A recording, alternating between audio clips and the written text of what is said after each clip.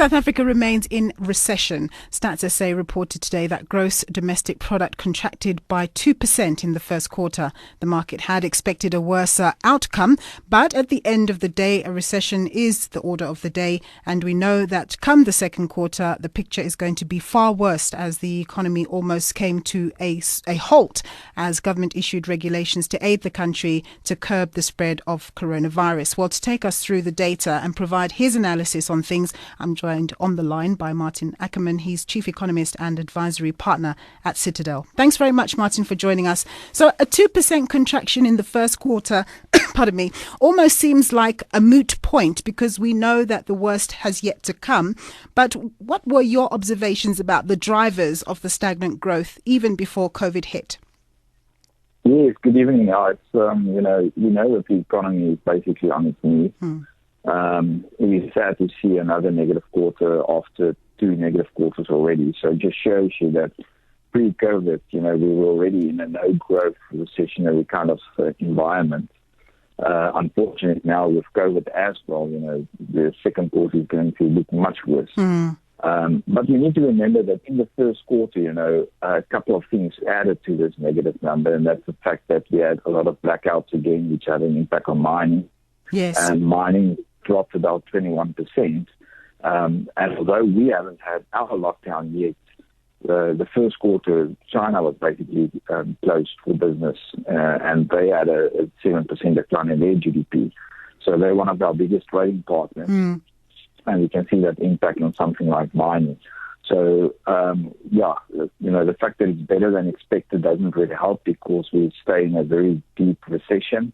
And the pain is still in the pipeline, the real pain in terms of the second quarter number that we're looking for. It is interesting to see that the service sector or the tertiary sector was an area that remained resilient during Q1 when you look at, compared to mining and manufacturing and so on. But with the coronavirus now at our doorstep, it doesn't look like the service sector is going to be able to remain resilient.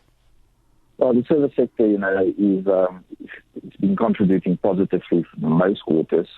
We tend to be a service-based economy. However, you would really like to see the other sectors start to contribute more because that's the sector that's more job intense and where we can actually create more jobs. So you're 100% right that the positive contribution is likely to fade also going into the second quarter. Because a lot of those tertiary sector, excluding the essential services, were actually locked down for 3, 4, 5 weeks. So the positive contribution that we typically get from that sector is also likely to fade in the second quarter. Yeah. We know that the GDP data doesn't just look at, whether the economy grew or contracted. It also looks at other data. What did we see in the area of spending in terms of the household and particularly government? Yeah, they were basically, government spending was still the biggest contributor. Which is unfortunate because we do know that if we think about last week's budget, this is the one area where we need to cut back.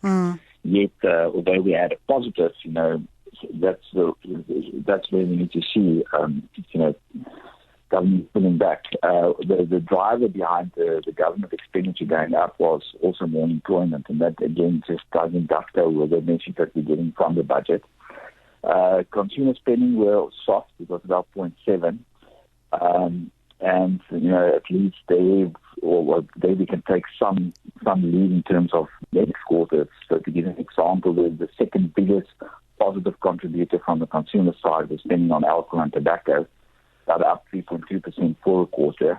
Now you can just imagine for the second quarter, we know that specific component's been totally removed, so there's been no activity. Yes. So it just shows you how the impact is also going to be felt from the consumer side going into the second quarter. Yeah. And then probably the biggest shocker on that front was the 21% decline in gross fixed capital formation. That's typically a leading indicator to show us that the business are confident to actually spend in the economy, reinvesting back into business and the economy.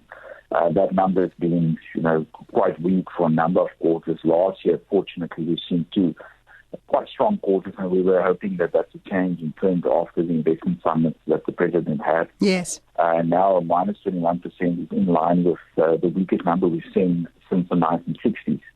And that was about a 27% decline in 2008. Yeah. Now, again, we know that the second quarter is going to be the eye of the storm.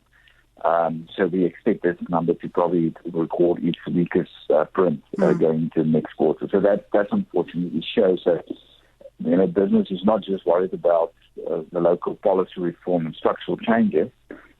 They're also now worried about whether they should invest given the COVID overhang. Yeah. One last thing, you did touch on the supplementary budget delivered by the finance minister. What do we need to do to get out of the mire that we're in? Well, I think the minister fully understands the problem and knows exactly what to do. And that was very clear from his, talking the talk. But it is exactly like we had in October. So it's one thing saying the right things with the right economic plan. If we don't see any execution in the months to come, it's not going to help us. So what we need to do is simply execute on his plan.